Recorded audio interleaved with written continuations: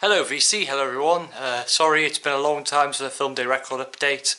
It's due to stuff not really coming around, but I just thought today why not. I was waiting for something, but I just can't wait anymore really, because I know I'm probably going to find some other stuff for another update someday, in a later date.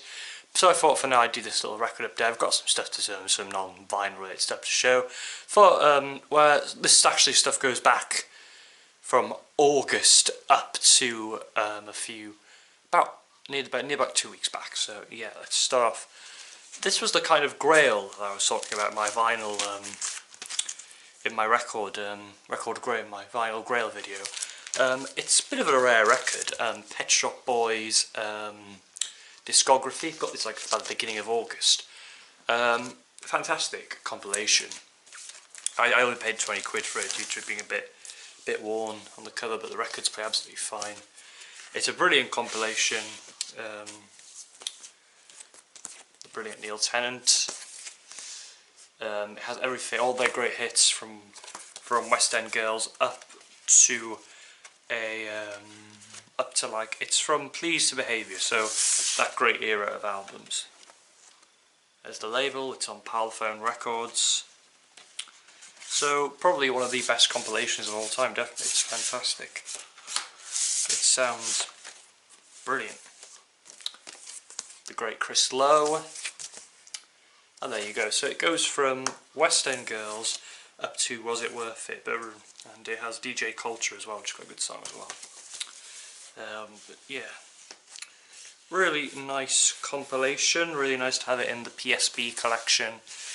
I am really chuffed to go and of course see them next year in Cardiff, which I can't wait for. And this next one, again around the end of August, I got this one, The Joker Junk Shop, Heaven and Hell by Black Sabbath. This was quite a nice price actually, £6 I think it was, but fantastic album. Brilliant, Ronnie James Dio, love Dio. And all the other members, of course. This is such a fantastic record on the Vertigo label. Really good condition. The only gripe is at the very beginning there's a few skips, besides that it plays in fantastic condition. And I'm so glad I got to pick it up. I was actually planning around for this time to do a Black Sabbath video, but it didn't come to fruition. So maybe the new year I will probably do, sometime in the new year, I will try and do that video because I had a good idea, because it was a really interesting thing to do. Next thing I've got to show. So of course, as you all know, I went down to London. As you saw my video where I was posted like a little slideshow of all my photos. The only reason I went there was because I went to go see Big the Musical. Show you some pictures here from the Dominion Theatre.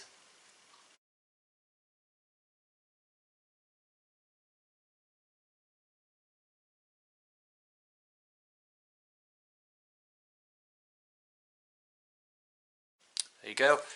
And yeah, so Big the Musical, of course based off the Tom Hanks film. It was really, really fun. Really good show.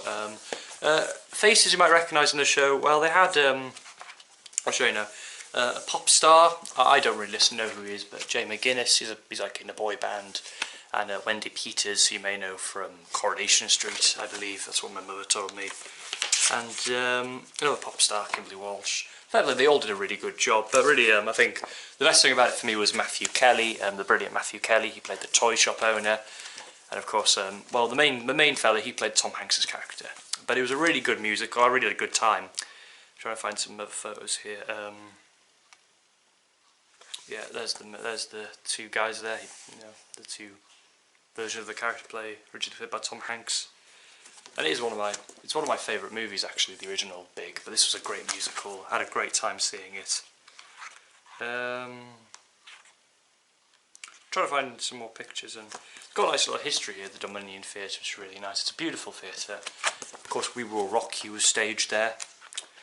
But yeah, really good show. And while I was there that day, we went for a Saturday, we came home like late Sunday. So before I went to the show, thankfully my mother and father took me around, took me to Soho, two record shops. I'll show you the photos.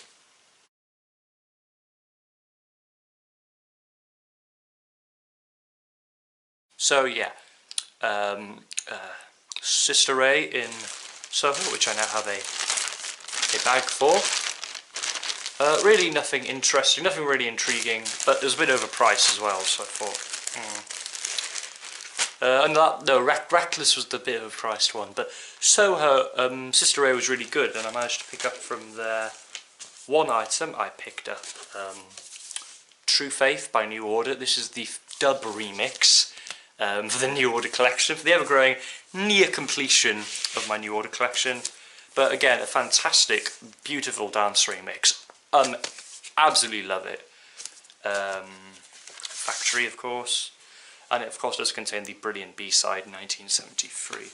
So both mixes of True Faith on here are fantastic, and if you see, I only paid about, I reckon it was about £10, I think, but worth it. And also, while I was there, when I was in the, we were in the hotel, I saw this Beatles store thing, and it's only rock and roll, like merchandise shops they are.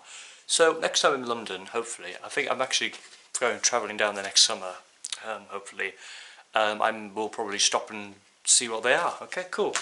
And sorry, here's just my big ticket. It's a really good show. Highly recommend you see it, because it's still at the Dominion Theatre, if you're around there. And again, so before we went home, there was an Oxfam by where we stayed, because we stayed in Covent Garden. And I went to the Oxfam there, and I found, well, 2 7-inches. There was a bunch of 7-inches there. There's all these punk 7-inches, all these two-tone 7-inches. A bit overpriced. There was a copy, actually, of Black Sabbath's, what was it called again? Never Say Die. They wanted 20 quid for that, and I thought, yeah, if it was a tenner, I would have picked it up. But I did pick up, however, James Griffiths always shows this one, Squeeze Cool for Cats. I had to pick it up because it doesn't sound very good, but it's on the coloured. It's on the pink vinyl. Love it. It's only £1.99 anyway, so why not? And the brilliance using the Banshees song Fireworks. Classic. On the Polydor label, and the B-side is Coal Mine. They did get a bit, these records did get a bit wonk when I put them in a suitcase, so yeah. Next trip, local arts theatre, the Gwynedd record collector was around again. I picked up one item from him, Pet Shop Boys, and this is Can You Forgive Her, the 7-inch from the album Very. Really good Pet Shop Boys song, one of my favourites actually, apart from the label. So yeah.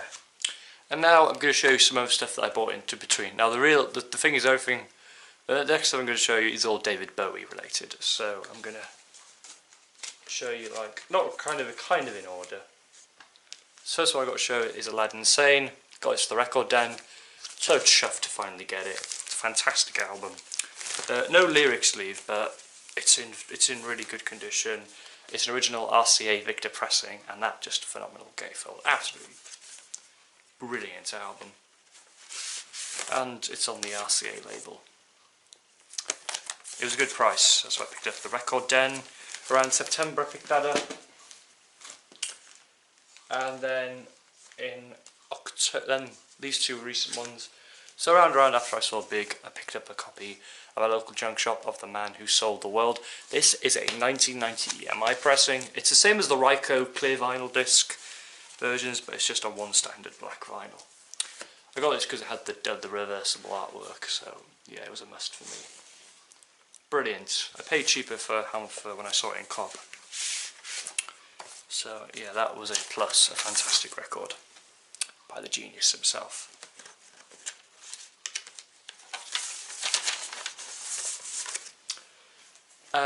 And this one took forever to find, but fair play, I got it as a gift.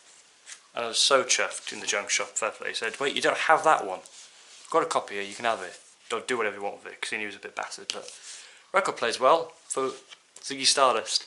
This is an American pressing, so really happy to have this in the collection. And of course it's a good album, but it's not my favourite Bowie album, but I do really like it.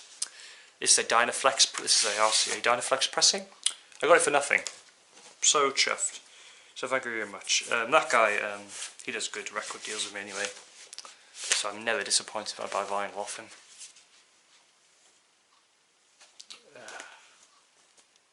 And I've got a couple of just 2 Bowie 7-inch stuff. David Bowie and Bertolt Brecht's Ball. Yeah, didn't own it. It's very interesting. It's very interesting. Listen, it's on the black RCA label. Because I feel like I've shown the RCA label a bit too much. But it's based on a play by Bertolt Brecht. People who don't know him, he's a very famous play practitioner. I've studied him a few times. He's a go-to guy for drama schools or drama colleges, of course. They'll talk about it for hours and do his Brechtian style of less is more, basically. It was the same. We used the Brechtian style in Chicago when I did the production of it. So yeah, little fact there, but you probably already knew if you're a drama student anyway. This was quite interesting. Jump They Say from the rare Black Tie White Noise album. But this was a really good album, really good single to find. Say jukebox single. Can you see it there? Yeah, David Bowie. This is a brilliant song. The B-side is Pallas Athena Don't Stop Praying mix. So yeah, that's it, guys. That's all I've got to show. Thank you for watching. Yeah, I know it took forever. I haven't filmed since July, but I really do like dumb down a bit. I was supposed to be going to Record Fair in a few weeks, but that got cancelled because I'm going to Cardiff instead. So yeah, but yeah, that's all I've got to show for now. Until next time, VC. Bye bye for now.